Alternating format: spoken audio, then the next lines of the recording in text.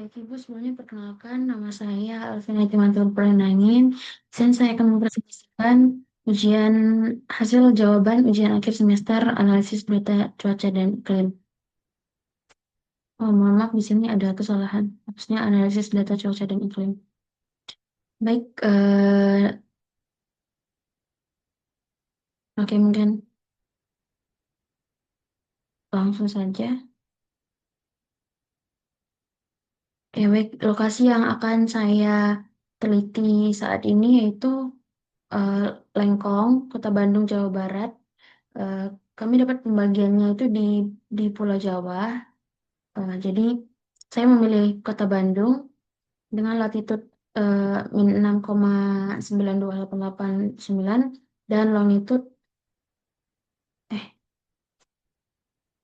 dan longitud 107,619233. Nah, data yang diperlukan itu ada data curah hujan dari CHIPS dari tahun 1981 sampai dengan 2020 dengan lokasinya di Pulau Jawa. Itu sudah di download dan sudah di crop.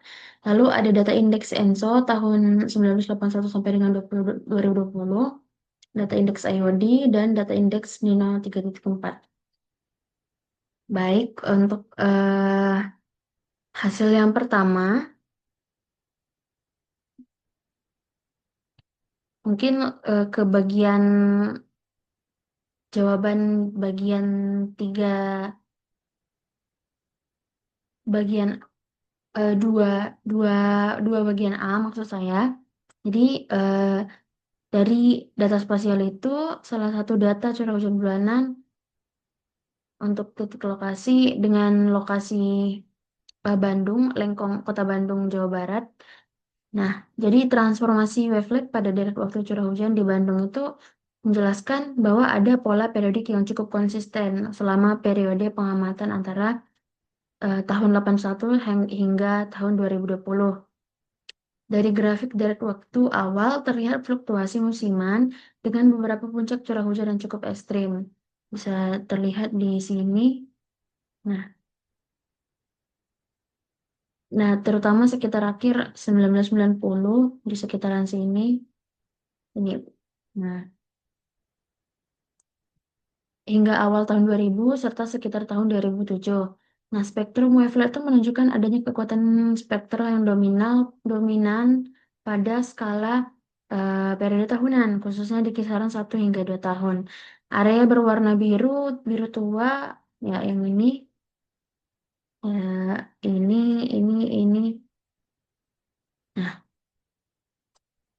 itu menunjukkan kekuatan sinyal yang tinggi pada periode tersebut, menandakan bahwa pola musiman tahunan berulangnya secara signifikan dalam data curah hujan. Nah, hal tersebut diperkuat oleh grafik spektrum wavelet global yang ini, yang menunjukkan bahwa puncak energi paling tinggi itu terletak pada periode sekitar 1 tahun, yang menggambarkan adanya pengaruh musiman, musim hujan maksud saya, dan kemarau yang bersifat siklikal di wilayah tropis, salah satunya di Bandung.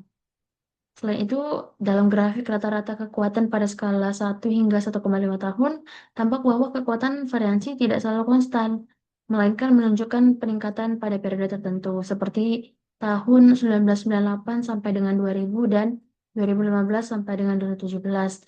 Nah, peningkatan ini mengindikasikan adanya anomali musiman yang lebih kuat pada masa tersebut.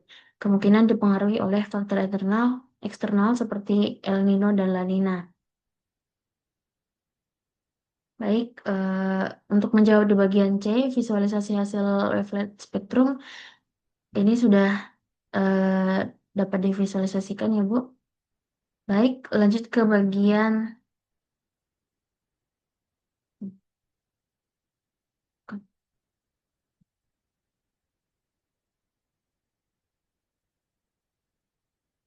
menjawab bagian D, yaitu identifikasi fenomena periode maaf, identifikasi periode dominan, musiman, tahunan, dan interanualnya.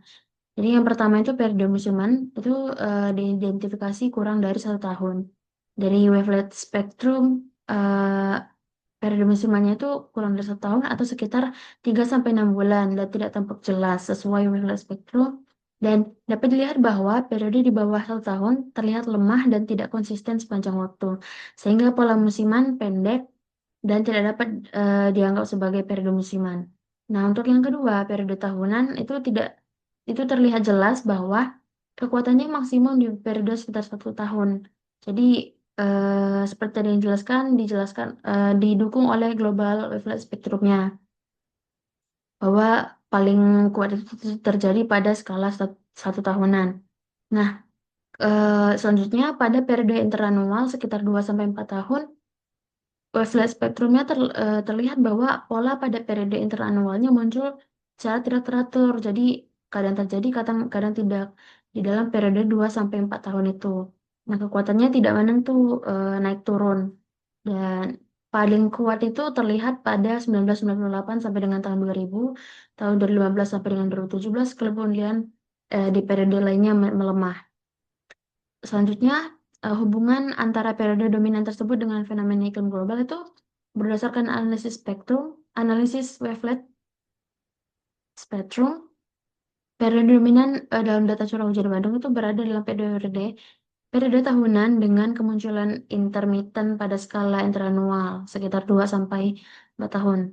Nah, pada tahunan ini sangat kuat dan konsisten mencerminkan pengaruh langsung dari sistem monsun musiman tropis, terutama siklus monsun Asia Australia, yang secara alami menyebabkan pembagian musim hujan dan kemarau di Indonesia. Hal ini terjadi di wilayah tropis seperti Bandung karena berada di bawah pengaruh lintasan angin monsun dan posisi matahari sepanjang tahun. Nah, sementara pola interanualnya itu tidak muncul secara konsisten sepanjang waktu, tetapi hanya tampak kuat pada periode tertentu yang kemungkinan berkaitan dengan fenomena iklim global seperti ENSO, karena ENSO mempengaruhi sirkulasi atmosferik dan distribusi curah hujan di seluruh wilayah Pasifik sekitarnya, termasuk Indonesia. Jadi ketika terjadi El Nino, suhu permukaan laut di Pasifik Tengah meningkat, menyebabkan penurunan curah hujan di sebagian besar wilayah Indonesia, termasuk Bandung. Sebaliknya, La Nina cenderung lebih membawa curah hujan yang lebih tinggi dari normal. Baik, kita lanjut ke bagian ketiga, yaitu analisis spasial, prinsipal komponen analisis. Yang pertama bagian A, data spasial yang saya gunakan adalah data spasial Bandung, Jawa Barat. Dan menjawab bagian B, ini sudah terpampang ya hasilnya Ibu. Nah, nah ini dia ELF-nya. Jadi hasil dari ELF ini menunjukkan bahwa variasi spasial paling dominan dalam data terjadi di wilayah barat dan selatan pulau yang ditandai dengan nilai negatif kuat, sementara bagian timur cenderung netral. Ini mengindikasikan bahwa daerah barat dan selatan mengalami perubahan yang searah dan konsisten terhadap suatu fenomena iklim utama. Dan pola temporal EOF1 ini memperlihatkan fluktuasi naik turun. Ini fluktuasinya naik turun dari tahun ke tahun tanpa tren jangka panjang yang jelas. Jadi menunjukkan bahwa variabilitas ini kemungkinan dipengaruhi oleh siklus iklim alami seperti musiman yang lebih dominan daripada perubahan iklim jangka panjang atau ENSO. Kita lanjut ke eh, PCI 1, PC1 maksud saya. Jadi grafik ini menggambarkan komponen utama dari hasil PCA yang mencerminkan pola dominan dalam data baik secara ruang maupun waktu. Peta di bagian atas ini menunjukkan bahwa pola dominan dalam data baik secara ruang menunjukkan maaf maksud saya bahwa wilayah barat dan sebagian tengah pulau memiliki nilai intensitas kecil atau negatif yang kuat gitu. Jadi mengisyaratkan bahwa area tersebut berkontribusi besar terhadap variasi utama yang terjadi. Sementara itu di wilayah timur terlihat bahwa relatif stabil dengan nilai yang mendekati nol. Dan di bagian bawah grafik itu ada grafik temporal ini. Nah, ini Nah, ini memperlihatkan perubahan nilai PC1 dari tahun ke tahun yang cenderung fluktuatif, namun tanpa arah tren yang jelas. Nah, ini terlihatnya fluktuatif. Nah, ini menunjukkan bahwa perubahan yang tertangkap oleh PC1 lebih bersifat dinamis dan berulang, yang berarti kemungkinan dipengaruhi oleh mekanisme iklim bersifat periodik. Dengan proporsi varian sebesar eh, 48%, pola ini dianggap mewakili struktur variabilitas paling berpengaruh sepanjang periode pengamatan. Kita lanjut ke bagian C dengan menjawab dengan metode scree-test, maka PC yang akan saya analisis adalah PC1, 2, dan 3. Karena elbow-nya itu pada scree plot terlihat di antara PC3 dan 4. Nah, mungkin ini yang dapat, ya, ini PC1-nya tadi, ini tadi PC1-nya, ini PC2, PC3, ini scree plotnya. Nah, ini satunya, kemudian ini spesial, ini special pattern PC1-nya. Sorry. Iya. Nah, jadi eh selanjutnya untuk menjawab bagian E, mode utama atau PC1 itu dari analisis PCA menunjukkan kontribusi variabilitas spasial curah hujan terbesar di wilayah Jawa dengan nilai loading EF1 yang negatif di bagian barat tengah serta positif di bagian timur. Pola ini mengindikasikan adanya gradasi timur-barat di mana daerah barat dan tengah mengalami pola hujan yang berlawanan arah dengan wilayah timur. Saat skor waktu PC1 bernilai positif, pada pola EW1 terproyeksi kuat, yang artinya curah hujan cenderung lebih tinggi di bagian timur dan lebih rendah di bagian barat. Dan sebaliknya, saat skor negatif, fluktuasi skor waktu PC1 dari tahun ke tahun merefleksikan dinamika antar musim dan antar tahun yang dapat dipengaruhi oleh variabilitas iklim regional seperti monsun Asia Australia maupun fenomena global seperti El Nino dan La Nina. Pola ini menjadi indikasi bahwa mode utama mencerminkan respons dominan sistem cuaca hujan Jawa terhadap pengaruh iklim yang berskala luas. Eh, Oke, mungkin menjawab soal bagian F dulu.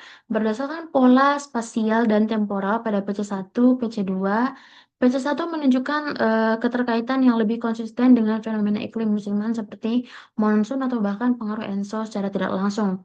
Pada PC1 tampak adanya kontras antara wilayah timur dan wilayah barat yang bisa mencerminkan di mana dinamika eh, perbedaan curah hujan atau suhu permukaan laut akibat pergerakan angin monsun atau pola tekanan udara yang dipengaruhi oleh ENSO, terutama saat musim peralihan.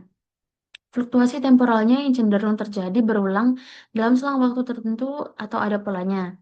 Sementara itu, PC2 menunjukkan pola spasial yang cenderung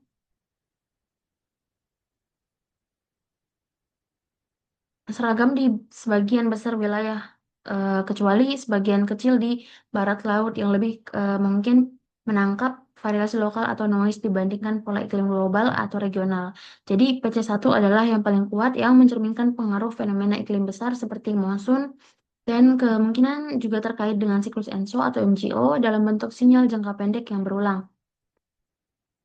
Baik, mungkin lanjut ke bagian keempat, analisis korelasi antara PCA dengan indeks iklim global. Yang pertama, saya menggunakan data indeks IOD, indeks ENSO, dan indeks Nino 3. Yang pertama ini ada scatter plot PC1 dengan ENSO. Lalu ini scatter plot PC1 dengan Nino 3.4. Kemudian ada scatter plot PC2 dengan IOD. Oh ya, nah, eh jadi berdasarkan grafik scatter plot dan time series yang ada di atas, korelasi antara PCI dan indeks ENSO adalah min 0,159, yang berarti hubungan keduanya itu lemah dan bersifat negatif. Artinya saat nilai ENSO meningkat, misalnya pada fase El Nino, yang umumnya ditandai dengan indeks ENSO positif, nilai PC1 cenderung menurun secara lemah. Sebaliknya, saat La Nina atau indeks ENSO negatif, nilai PC1 sedikit cenderung meningkat. Meskipun hubungan ini tidak kuat, arahnya negatif tetap mengindikasikan bahwa fase El Nino mungkin terkait dengan penurunan PC1. Nah, jika diasumsikan bahwa PC1 berkaitan dengan curah hujan di wilayah analisis, misalnya yang saya analisis adalah Pulau Jawa, maka penurunan PC1 saat El Nino bisa diartikan sebagai penurunan curah hujan.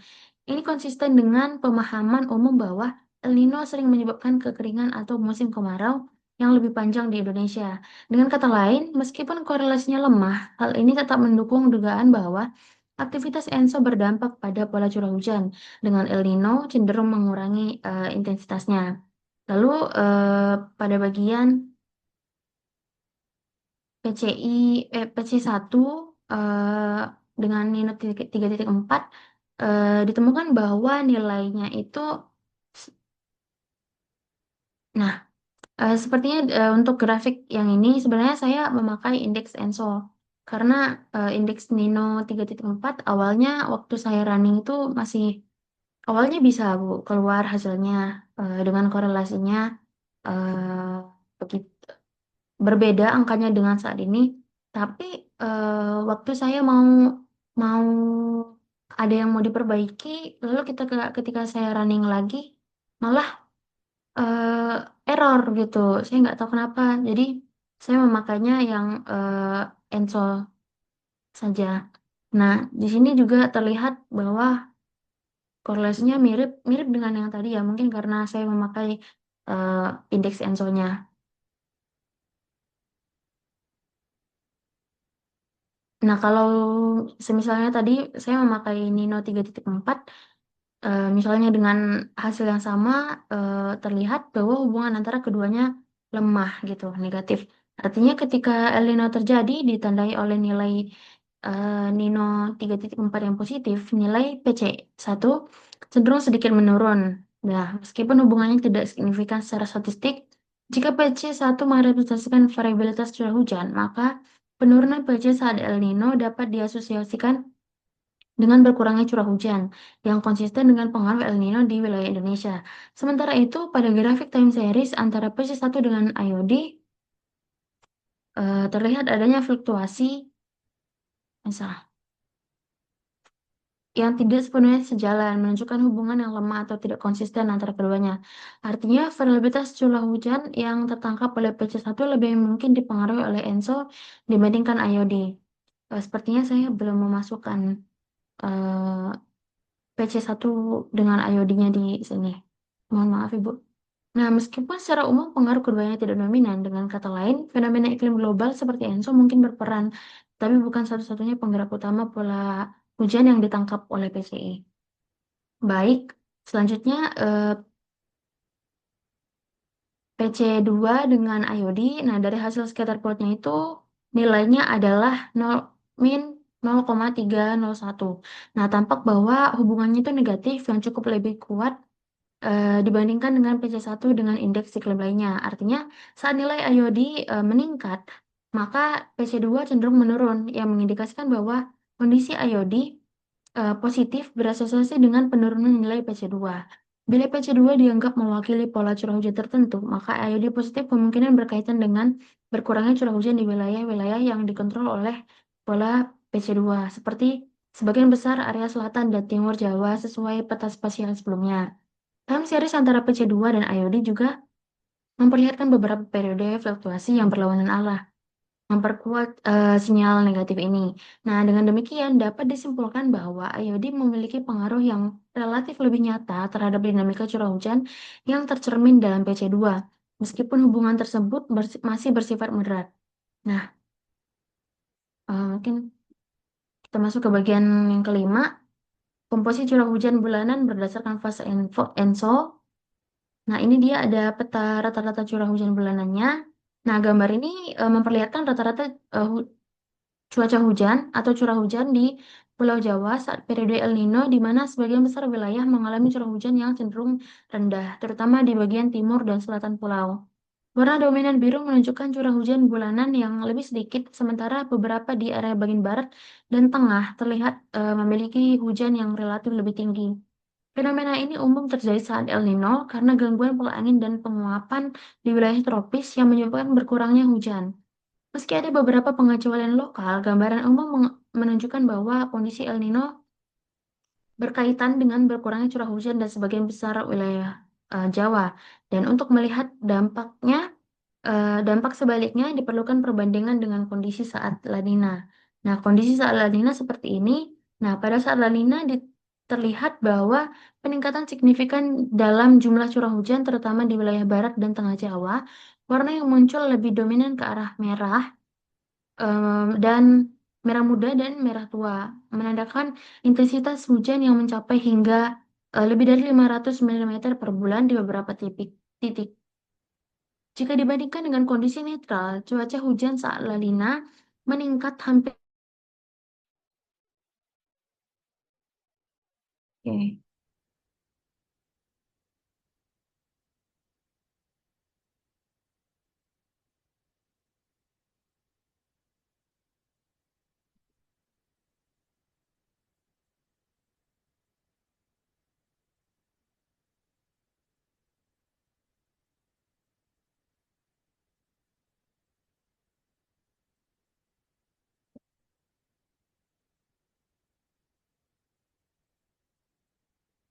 oke, baik.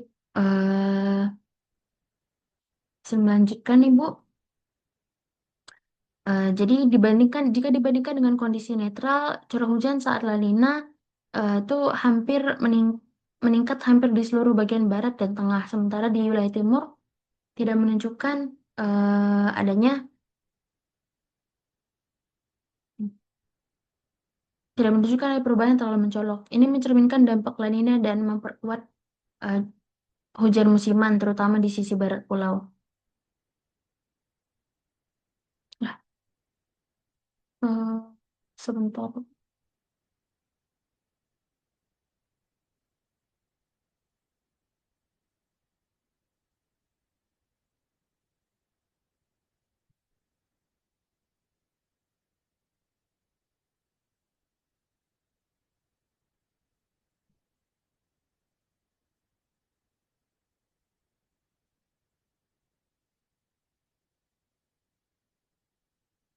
Oke, baik, lanjut.